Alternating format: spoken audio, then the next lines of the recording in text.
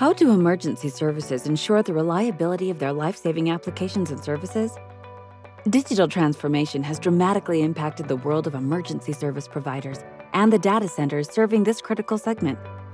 Everything now runs over the internet. For example, advanced applications provide navigation and real-time data on ambulance availability and status, case management, and more. Mission-critical functions like these are at the heart of any emergency service call center, and they need to be properly prioritized. Last Tuesday, Michael had a scare because of his dad's heart condition. There were network issues at the call center, and it took forever for the paramedics to arrive.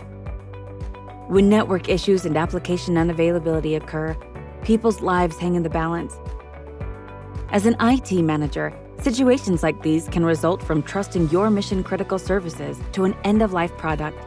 It's like skating on thin ice. Don't risk losing control over your mission-critical applications. Be sure to get support from a leading and reliable application control vendor. Allot, the recommended end-of-life PacketShaper replacement.